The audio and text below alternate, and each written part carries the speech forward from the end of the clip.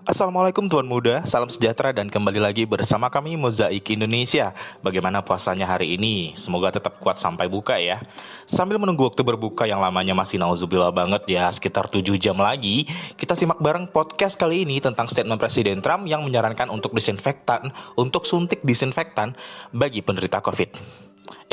Emang bisa ya sembuh COVID-nya kalau disuntik disinfektan?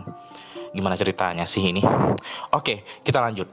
Presiden Amerika Serikat, Donald Trump, sempat menyatakan pada hari Kamis, salah satu cara melawan virus corona adalah dengan menyuntikkan disinfektan. Pernyataan itu langsung memunculkan banyak perdebatan publik. Ya jelas lah om.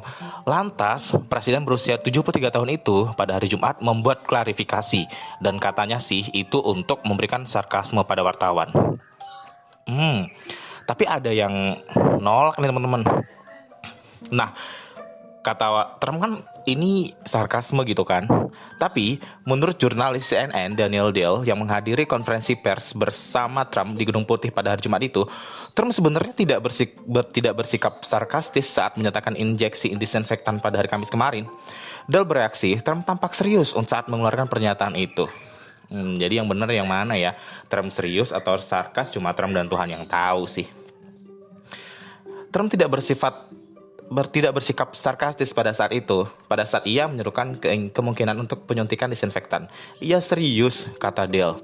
Dale juga bilang Trump tidak menyatakan yang sebenarnya pada hari Jumat ketika menyangkal telah meminta ahli medis mengecek ide penyuntikan disinfektan. Trump disebut saat itu melihat ke arah ahli medis dan tidak menyebut penggunaan disinfektan pada tangan. Berikut pernyataan Trump terkait suntik disinfektan yang ditunjukkan pada Koordinator Respon Virus Corona AS, Deborah Birx, dan pejabat sains di Departemen Keamanan Dalam Negeri, Bill Bryan.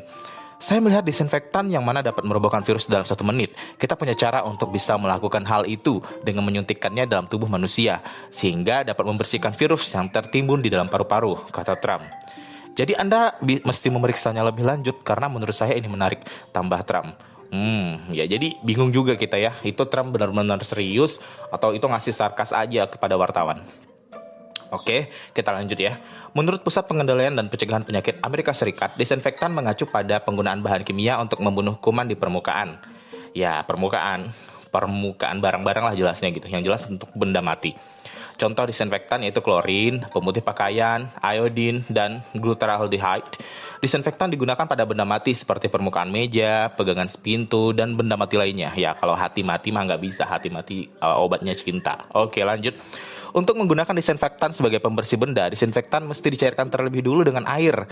Nah, pakai air nih mencairkannya gitu ya, bukan dengan suasana. Oke, lanjut lagi. Ngomong apa sih tadi? Otoritas Kesehatan Dunia atau WHO melalui situs resmi juga telah mengimbau masyarakat agar tidak mengimplementasikan langsung cairan disinfektan ke permukaan kulit. Menyemprotkan alkohol atau klorin ke seluruh tubuh tidak akan membunuh virus. Menyemprotkan zat-zat semacam ini berbahaya bagi selaput lendir kita, misalnya mata dan mulut, tulis WHO.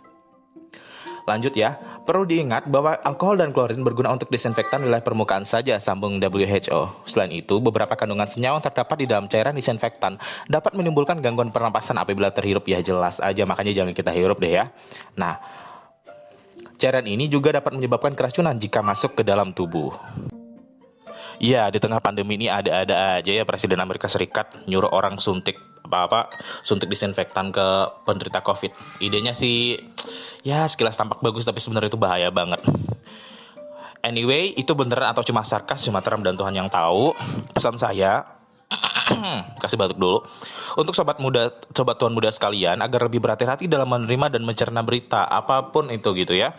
Semoga wabah COVID ini lekas berlalu dan kita bisa nongkrong kembali di warung kopi kesayangan. Podcast Mozaik Indonesia, kami pamit undur diri. Assalamualaikum warahmatullahi wabarakatuh.